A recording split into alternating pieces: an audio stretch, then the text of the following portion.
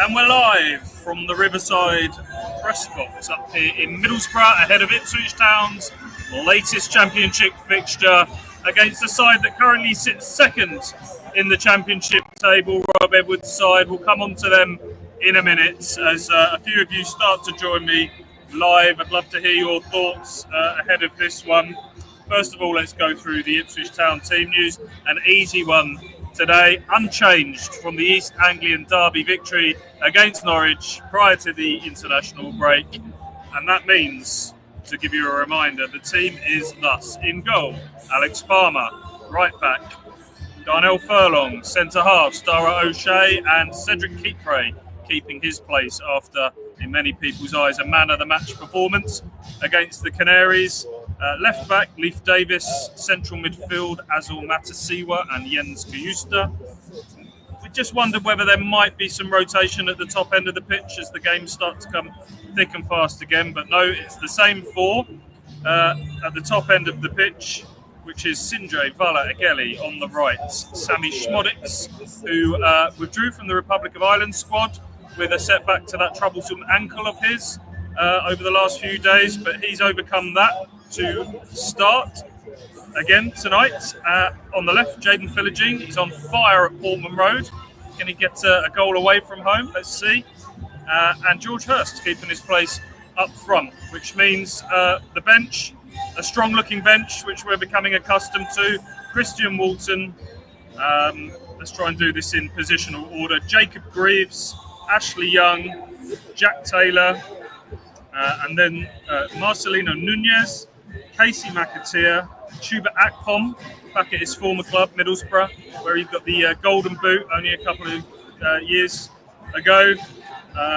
Jack Clark, who's been contributing heavily off the bench as a super sub, of course, and even Azon as the striker option there. So plenty of options off the bench. They may well be needed tonight because, as I say, Middlesbrough are a team that have started the season really well. Before I move on to Middlesbrough and their team, start getting some early thoughts from some of you guys that are joining me. Thank you for doing so. Andrew here, come on you Blues. Yes, Andrew.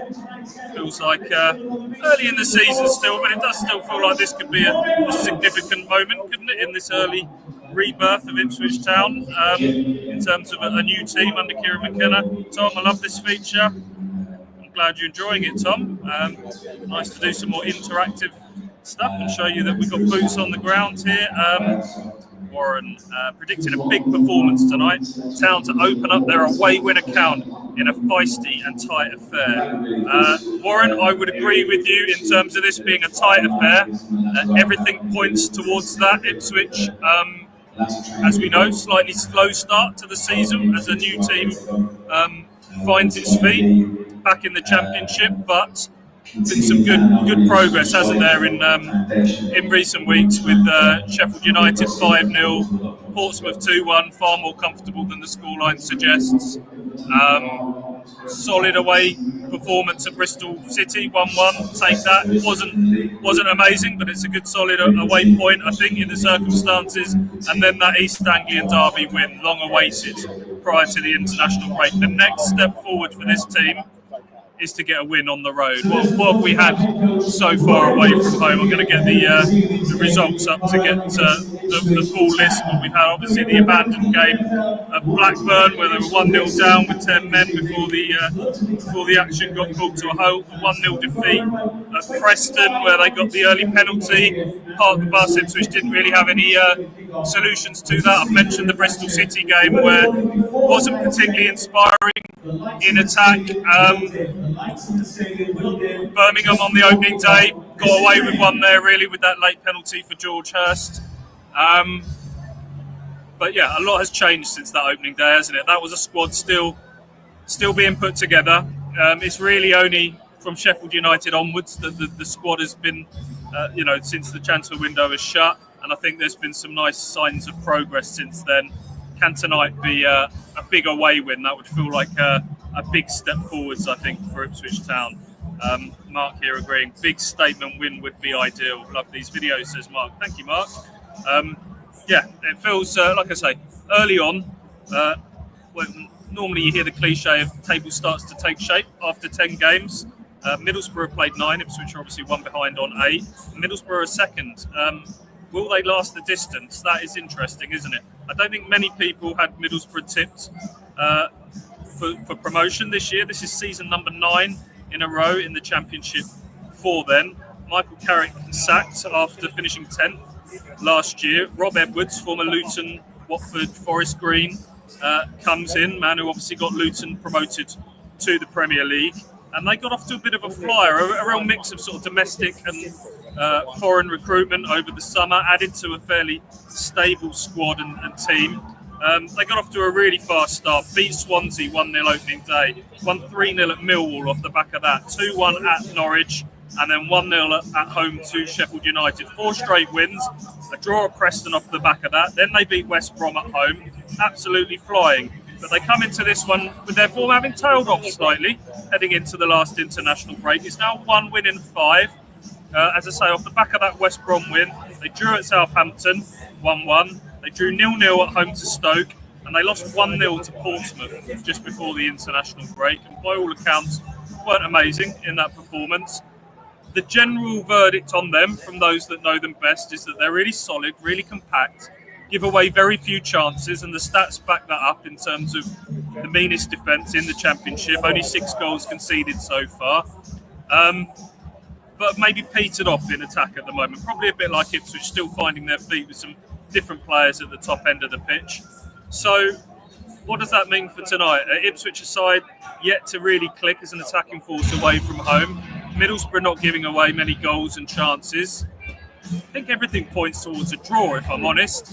I toyed with a 1-1, and Alex to my right has gone with 1-1. A few of my colleagues, I think Mark went for that as well.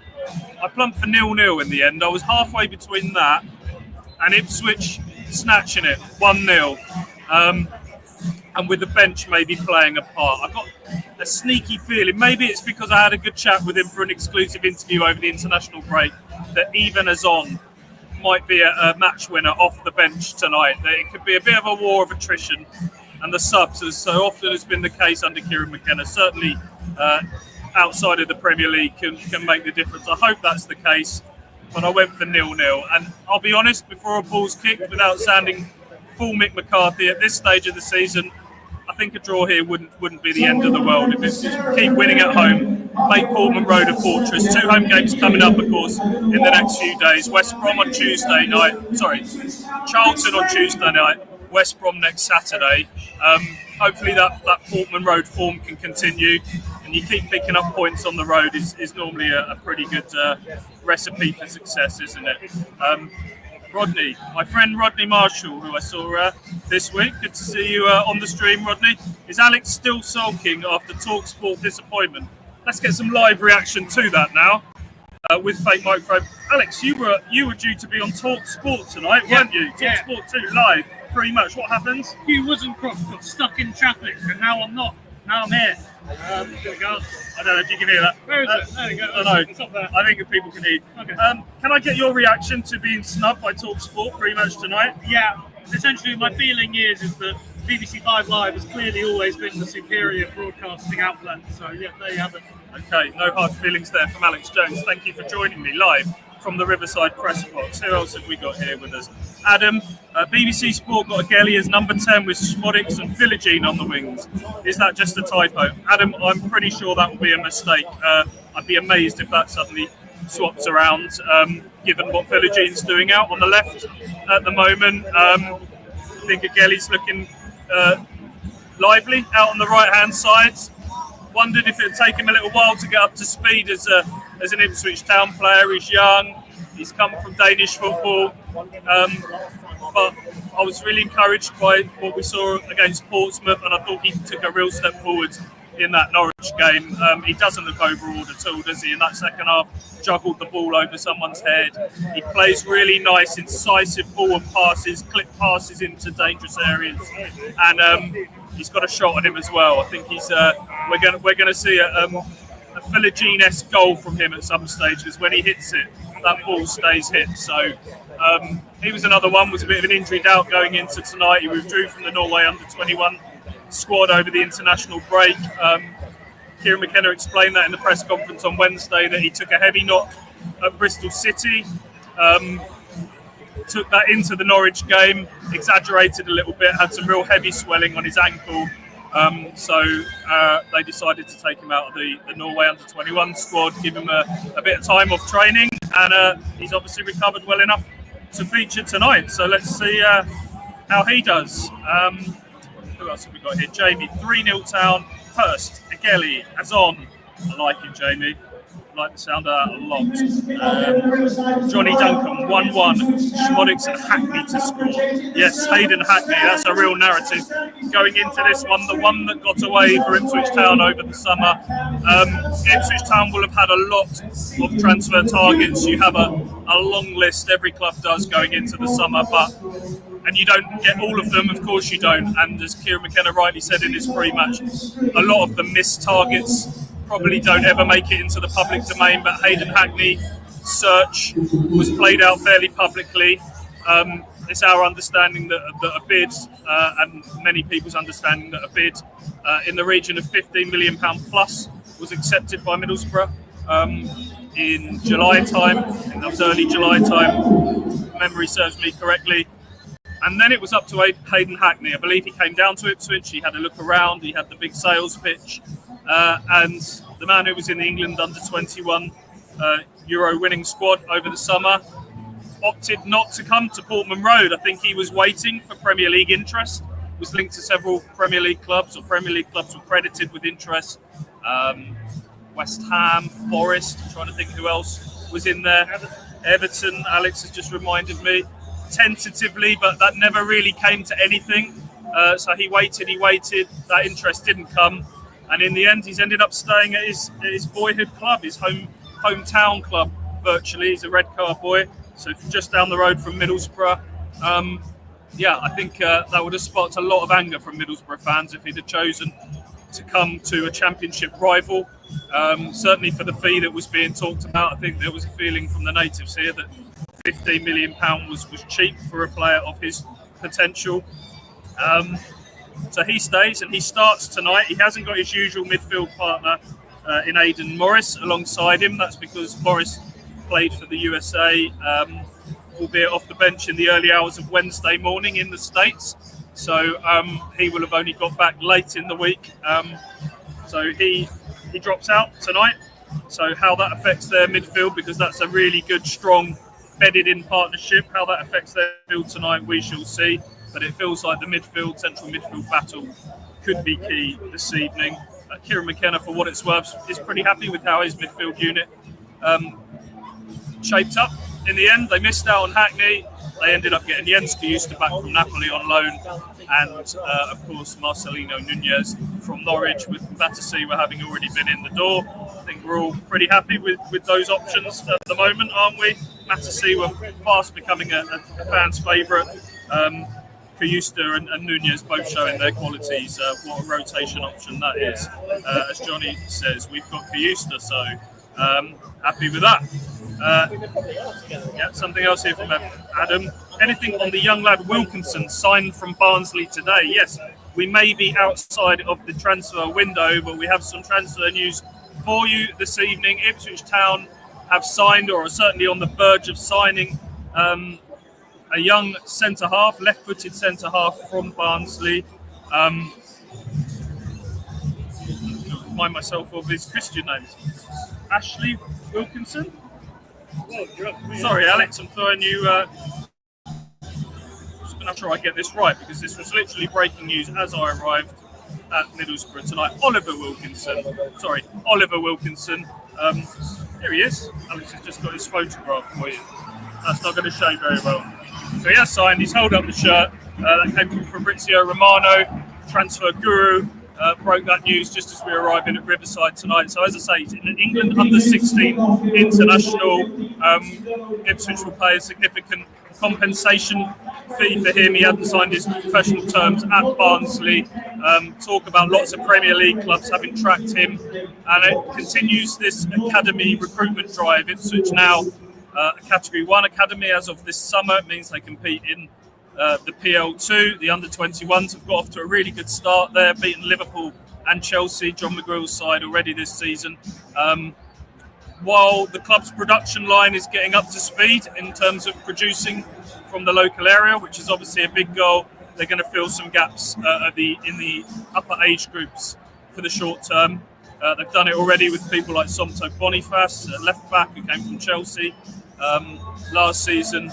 And England under 16 captain, highly rated, from the Barnsley Academy, which has produced some really good players in recent years. Let's hope that young Wilkinson can maybe be the next John Stones. We'll have to wait and see. Don't know loads about him, but he made his senior debut for them in the EFL Trophy at the age of 15. Sounds like one for the future. So he'll go into the 21s.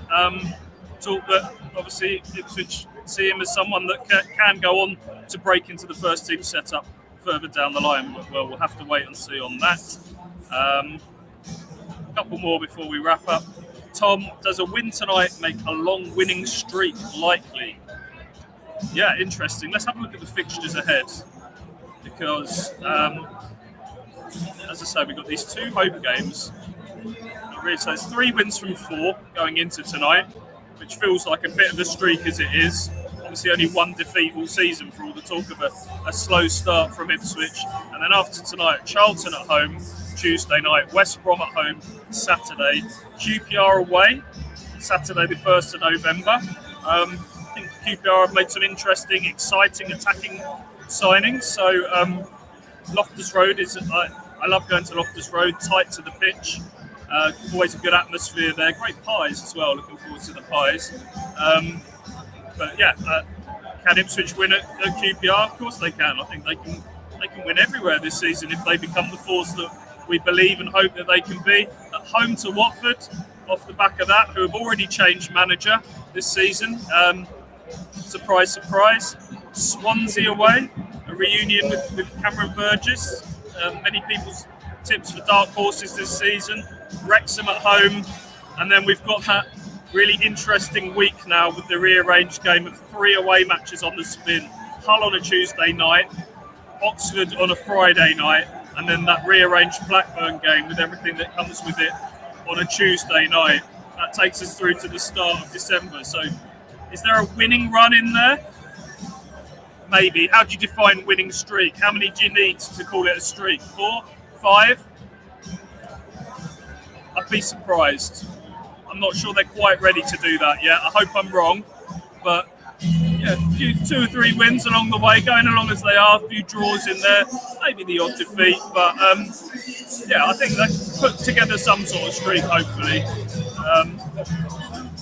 Any more before we call it there? I'll run you through the Middlesbrough team. As I mentioned, they lost 1-0 to Portsmouth last time out. 4 changes from that team, and it looks like it might be a bit of a system change tonight. That might be due to personnel. It might be a bit of a compliment to Ipswich. Kieran McKenna has talked about teams changing their systems, their style of play as a compliment to face Ipswich this season. It will be Solgren in goal, Callum Britton at right back, Matt Targett at left back, Alfie Jones and Dale Fry as centre halves, Hayden Hackney in midfield, Alan Brown will be in midfield, probably be Bergsorg on the left, who I think scored for Huddersfield against Ipswich, if memory serves me correctly, from the Championship season. Morgan Whittaker, who needs no introduction, caused Ipswich some issues, formerly at Plymouth. Who else have we got? Then we got David Strelec, bit of excitement around him, speaking to a few of the Borough reporters, paid a bit of money for him in the summer, and Tommy Conway as well in the attacking side of things. I think there's a lot more to say tonight. I'm expecting a tight game. I'm not expecting a particularly high scoring game. Can Ipswich get their first away win of the season? We'll find out, won't we? We'll wrap up there, I think.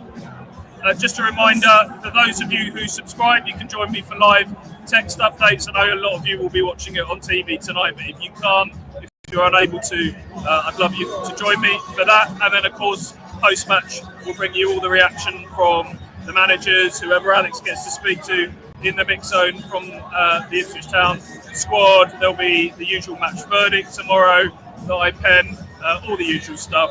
Thanks for joining me, and yeah, I'll see you on the other side. Enjoy it.